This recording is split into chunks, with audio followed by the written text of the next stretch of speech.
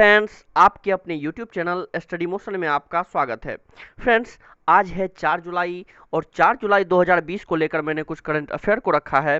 Friends, अगर आप इस पीडीएफ को डाउनलोड करना चाहते हैं तो इस वीडियो के डिस्क्रिप्शन में उसका लिंक डाल दिया गया है, तो वहां से जाकर आप इस करंट अफेयर के पीडीएफ को डाउनलोड कर सकते हैं। फ्रेंड्स, अगर आप टेलीग्राम यूज करते हैं तो टेलीग्राम का भी लिंक डाल दिया गया है इस वीडियो के डिस्क्रिप्शन में, तो आप वहां से प्रत्येक दिन का करंट अफेयर का पीडीएफ डाउनलोड कर सकते हैं। फ्रेंड्स, जैसा कि आप जानते हैं, प्रत्येक दिन एक सवाल रखा जाता है लास्ट में, जिसका आंसर आपको कमेंट बॉक्स में देना होता है। तो अगर मैं बात करूं कल के सवाल की, तो कल का सवाल था कि नासा ने वाशिंगटन डीसी स्थित अपने मुख्यालय का नाम निम्न में से किसके नाम पर रखने का फैसला किया है। तो फ्रेंड्स, नासा ने मेरी डब्ल्यू जैक्सन के नाम पर रखने का फैसला किया है। फ्रेंड्स, नासा ने अपनी पहली अफ्रीकी अमेरिकी महिला इंजीनियर मेरी डब्ल्यू जैक्सन के नाम पर अपने मुख्यालय का नाम रखा है। फ्रेंड्स, एरोनॉटिक्स के लिए राष्ट्रीय सलाहकार समिति ने 1951 में मेरी डब्ल्यू जैक्सन की नियुक्ति की थी। इस समिति को 1958 में राष्ट्रीय aeronautics and space administration NASA द्वारा प्रतिस्थापित किया गया था।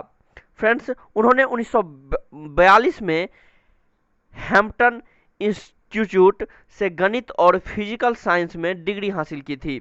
फ्रेंड्स, उन्होंने इसके बाद कुछ समय तक गणित के टीचर के रूप में मेरीलैंड के स्कूल में भी अपना सेवा दिया था।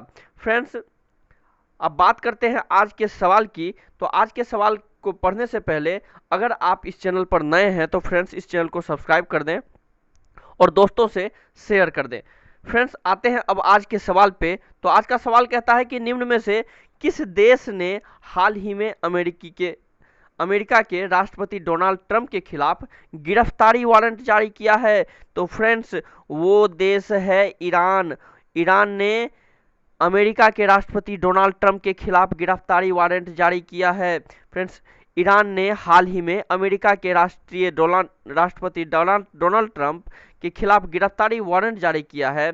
ट्रंप को गिरफ्तार करने के लिए ईरान के इंटरपोल से मदद भी मांगी गई है। फ्रेंड्स, ईरान के इस कदम की वजह जनवरी में बगदाद में हुए ड्रोन अटैक को बताया जा रहा है, जिन्होंने ईरान की कुद्स सेना के प्रमुख जनरल कासिम सुलेमानी की मौत हो गई थी। इंटरपोल बहुत संगीन मामलों में वंचित अंतर्राष्ट्रीय अपराधियों के लिए रेड कॉर्नर नोटिस भी जारी करता है। फ्रेंड्स, इसके बाद स्थानीय अधिकारी अपने देश की ओर से उस वांछित को गिरफ्तार करने के लिए इंटरपोल से अनुरोध करते हैं। फ्रेंड्स, ये नोटिस संबंधित देश को वांछित की गिरफ्तारी अथवा उसे प्रत्यार्पित करने के लिए मजबूर नहीं कर सकता है। फ्रेंड्स, अब आइए दूसरे क्वेश्चन की बात करते हैं। दूसरा क्वेश्चन कहता है, यूरोपीय संघ ईयू ने हाल ही में कितने देशों के नागरिकों के आने जाने के लिए अपनी सीमाएं खोल दी है। तो फ्रेंड्स, वो 14 देशों को आने जाने के लिए सीमाएं खोल दी है। फ्रेंड्स, यूरोपीय संघ क्या है? यूरोपियन यूनियन मुख्यतः यूरोप में स्थित 27 देशों का एक राजनीतिक एवं आर्थिक मंच है, जिसमें आपस में प्रशासनिक साझेदारी होती है। फ्रेंड्स, जो संघ के कई या सभी राष्ट्रों पर लागू होते हैं। इसका अभ्युदय 1957 में रोम के संधि द्वारा यूरोपीय आर्थिक परिषद के माध्यम से 6 यूरोपीय देशों की आर्थिक भागीदारी से हुआ था। फ्रेंड्स, अगर मैं बात करूं तीसरे नंबर के क्वेश्चन की, तो तीसरा नंबर का क्वेश्चन कहता है, केंद्र सरकार ने उत्तर प्रदेश के राज्यपाल आनंदीबेन पटेल को किस राज्य के राज्यपाल पद पर का अतिरिक्त कार्यभार सौंपा है। तो फ्रेंड्स, वो है मध्य प्रदेश। मध्य प्रदेश का अतिरिक्त कार्यभार सौंपा है राज्यपाल के तौर पर। फ्रेंड्स, केंद्र सरकार ने उत्तर प्रदेश के राज्यपाल आनंदीबेन पटेल को मध्य प्रदेश के राज्यपाल पद का अतिरिक्त कार्यभार सौंपा है। मध्य प्रदेश के वर्तमान राज्यपाल लालजी टंडन काफी समय से अस्वस्थ चल रहे हैं। उनका इलाज लखनऊ में चल रहा है। वे इससे पहले मध्य प्रदेश के राज्यपाल तथा गुजरात की पहली महिला मुख्यमंत्री भी रह चुकी है। फ्रेंड्स, वे 1987 से भारतीय जनता पार्टी से जुड़ी हुई है। आनंदीबेन पटेल की अगर बात करूं तो आनंदीबेन पटेल का जन्म 21 नवंबर 1941 को गुजरात के एक गांधीवादी परिवार में हुआ था। आते हैं चौथे नंबर के क्वेश्चन पर। तो चौथा नंबर का क्वेश्चन कहता है, दिल्ली सरकार ने कोरोना के इलाज हेतु निम्न में से किस बैंक को बनाने का फैसला किया है? तो फ्रेंड्स, वो है प्लाज्मा बैंक। प्लाज्मा बैंक को बनाने का फैसला किया है दिल्ली सरकार ने। दिल्ली सरकार ने कोरोना मरीज के इलाज के लिए प्लाज्मा बैंक बनाने का फैसला किया है। दिल्ली में अब तक जितने भी कोरोना मरीज ठीक हुए हैं, सरकार उन सभी को कॉल करके प्लाज्मा डोनेट करने की अपील करेगी। कोविड 19 जो है मरीजों के इलाज के लिए प्लाज्मा थेरेपी बहुत ही कारगर साबित हो रहा है। फ्रेंड्स, अब आते हैं 5वें नंबर के क्वेश्चन पे। तो 5वां नंबर का क्वेश्चन कहता है, माइक्रोसॉफ्ट ने हाल ही में घोषणा की कि वह दुनिया भर में अपने सभी कितने रिटेल स्टोर को हमेशा के लिए बंद कर रही है?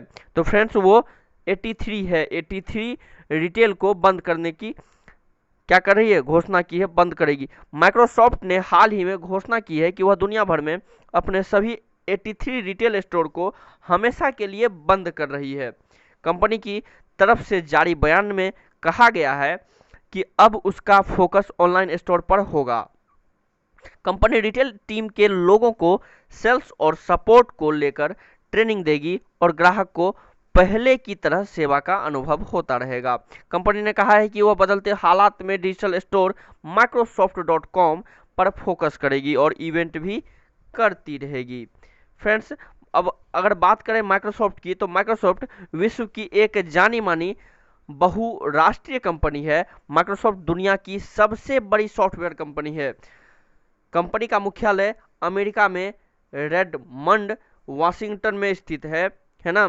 इसकी स्थापना बिल गेट्स ने 4 अप्रैल 1975 को की थी। इसका मुख्य उत्पाद विंडोज ऑपरेटिंग सिस्टम है। सब बात करते हैं छठे नंबर के क्वेश्चन की। तो छठा नंबर का क्वेश्चन कहता है, केंद्र सरकार ने भारत चीन तनाव के बीच टिकटॉक समेत कितने मोबाइल ऐप पर प्रतिबंध लगा दिया है? तो फ्रेंड्स, 59 ऐप पर प्रतिबंध लगा दिया है। केंद्र सरकार ने भारत चीन तनाव के बीच टिकटॉक समेत 59 मोबाइल ऐप पर प्रतिबंध लगा दिया है। भारत सरकार की इस सूची में यूसी ब्राउजर भी शामिल हैं। और मैं बता दूं, और कई अन्य ऐप हैं जिन्हें भी बंद कर दिया गया है। इलेक्ट्रॉनिक्स और आईटी मंत्रालय के अनुसार इन ऐप्स को भारत की संप्रभुता एवं एकता, सुरक्षा और व्यवस्था के लिए नुकसानदेह होने के कारण प्रतिबंध किया गया है। केंद्र सरकार ने कहा है कि इन ऐप्स का मोबाइल और non mobile based internet devices में भी इस्तेमाल नहीं किया जाएगा। अब आते हैं 7वें नंबर के क्वेश्चन की। तो 7वां नंबर का क्वेश्चन कहता है, निम्न में से किस देश की सरकार ने घाटे और कम उत्पादन के कारण देश की सभी सरकारी जूट मिलों को बंद करने का फैसला किया है? तो वो है बांग्लादेश। बांग्लादेश ने सभी जूट मिलों को बंद करने का फैसला किया। बांग्लादेश सरकार ने घाटे और कम उत्पाद के कारण देश के सभी सरकारी जूट मिलों को बंद करने का फैसला किया है। वस्त्र और जूट मंत्री गुलाम दस्तगीर गाजी ने बताया है कि सरकारी स्वामित्व वाले बांग्लादेश जूट मिल निगम को कामगारों का बकाया भुगतान करने के लिए 5,000 करोड़ टका उपलब्ध कराया जाएगा। वहां टका चलता है। इन